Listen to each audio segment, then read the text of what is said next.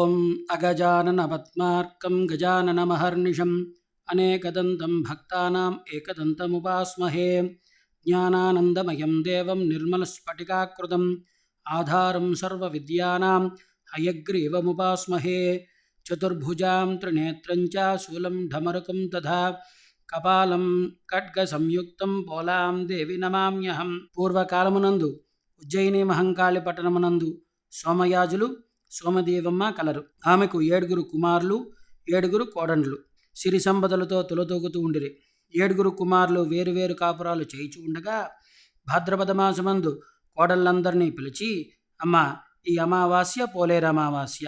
ఆ రోజున పోలేరమ్మ వ్రతము మీరందరూ యథావిధిగా చేయవలను అని ఆమె చెప్పగా, కోడళ్ళందరూ ఆ వ్రతము ఏ రీతిగా చేయవలను, మాకు ఆ సంగతి యావత్తూ చెప్పవలసిందిగా కోరిరి. అమ్మా, ఈ వ్రతము నేను చేసి మీ మగల 7 కంటిని.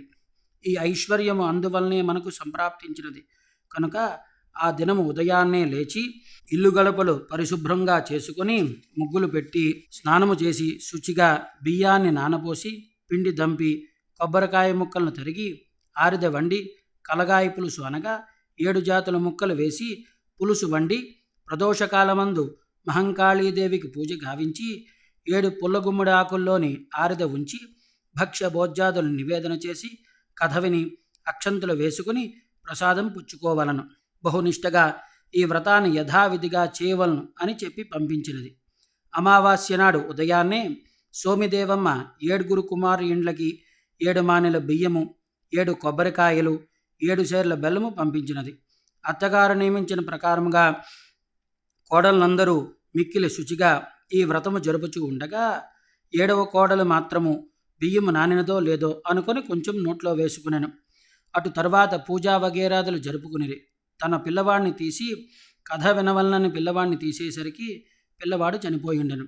అంతా, హా దైవమా, ఏమీ గతి పండించిందివి అని తల్లిదండ్రులు దుఃఖించి తలుపులు వేసుకుని పిల్లవాడిని భద్రపరిచి వచ్చిరి. చాలా విచారంతో ఇంటి వద్దనే ఉండిరి. మరునాడు ఉదయాన్నే అత్తగారు కోడళ్ళందరి ఇంటికి వచ్చి చూడగా అందరూ కుమారులు కోడళ్ళు మహా సంతోషముగా ఉండిరి. కానీ కడపటి కుమారుడు కోడలు మాత్రము చాలా విచారముగా ఉండిరి. వారి వలన జరిగిన సంగతి యావత్తూ తెలుసుకుని విచారించి వెళ్ళను.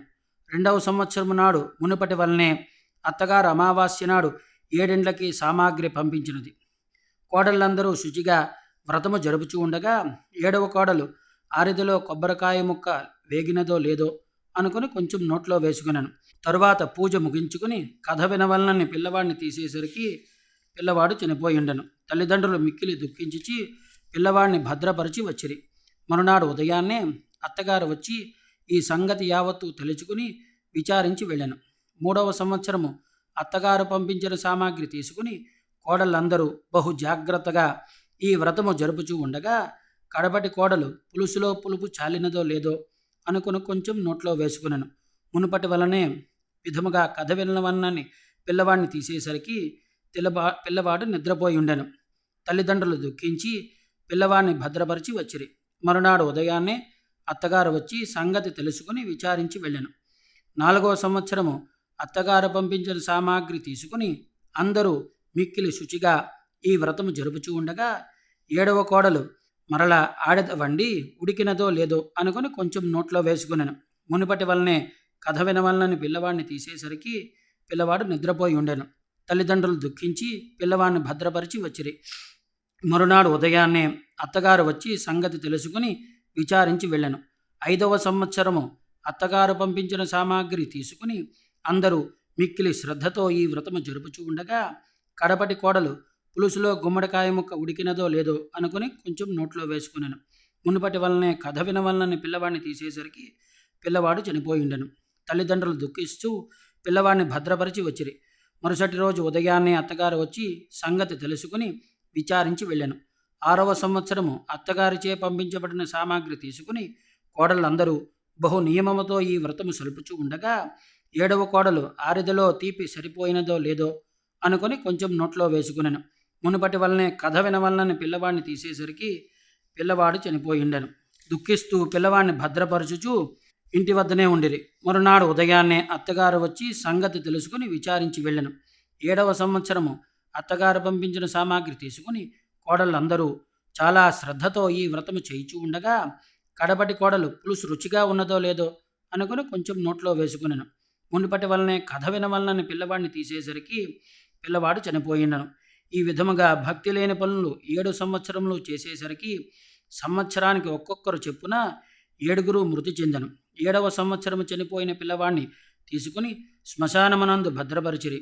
అటు తరువాత మనకు ఇల్లెందుకు, సంసారం ఎందుకు అని విసిగిపోయిచూ ఉండగా విశేషముగా గాలి వర్షం వలన చికాకు పడి ఉజ్జయిని మహంకాళి ఆలయము చెంత నిలబడి ఉండెని.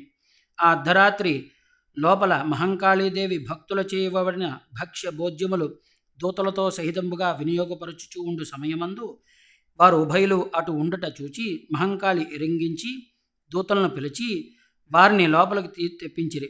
ఈ నడిరేయి మీరు ఇచ్చటకు వచ్చుటకు గల కారణమేమి అని అడుగగా వారు జరిగినదంతయో ఆమెకు విన్నపించిరి. అప్పుడు దేవి కరుణించి, నీవు దుర్మార్గురాలవు, నీవు భక్తి లేకుండా మనస్సు మెత్తను చేసుకోకూడని పనులు కూడా చేసితివి కనుక నీకు ఈ గతి సంభవించినది. అయినను నీ యందు నాకు కనికరము కలిగిన దానను. ఎక్కడెక్కడ 7 పాతిపెట్టావో ఆ గోతులను కనపరచమని బంగారు పడ్డాల పల్లకి నెక్కి దూతలను వెంటబెట్టుకొని రుద్రభూమికి వెళ్ళి కనపరిచిన 7 గోతుల మీద అక్షంతలు జల్లి బంగారు కలశములోని నీళ్లు పోసి వెండి బెత్తముతో ఒక్కొక్క దెబ్బ కొట్టేసరికి గోతుల నుండి ఆడేవాడొకడు, పాడేవాడొకడు, అమ్మ ఆకలి అనేవాడొకడు, గజ్జెలవాడొకడు, మువ్వలవాడొకడు, పాకిరేవాడొకడు, ఇలా 7 కూడా సజీవులై లేచుట చూచి తల్లిదండ్రుల ఆశ్చర్యాన్ని పొంది ఆమెను అనేక విధాలుగా స్తోత్రములు చేసిరి. దేవి వారిని చూచి ఇకనైనను మహాభక్తితో ఈ వ్రతము చేయమని ఆజ్ఞాపించి అంతర్ధానం చెందెను. వారు పిల్లలను వెంటబెట్టుకుని ఇంటికి వచ్చి 7 పుల్లగుమ్మడి ఆకుల్లోని ప్రసాదాన్ని 7 ఇచ్చి విశేషంగా వారు ఉభయులు తినిరి. మరునాడు ఉదయాన్నే అత్తగారు మామూలుగానే 7 వచ్చి చూడగా కడసారి కొడుకు కోడలు పిల్లలతో మహా ఆనందముగా ఉండిరి. వారిని చూచి ఆశ్చర్యాన్ని పొంది జరిగినదంతయు విని చాలా సంతోషించినది. వారు చేసిన వ్రతము మీరందరూ చేసినారు. కథలోపమైనను వ్రతము లోపము కారు. భక్తి తప్పినా ఫలము తప్పరాదు. వ్రతము సువ్రతమస్తు. కాయేన వాచా మనసేంద్రియైర్వా బుద్ధ్యాత్మనా వా ప్రకృతే స్వభావ కరోమి యజ్ఞం సకలం వరస్మై నారాయణాయేతి సమర్పయామి. శ్రీమన్నారాయణాయేతి సమర్పయామి. తత్సత్ బ్రహ్మార్పణమస్తు.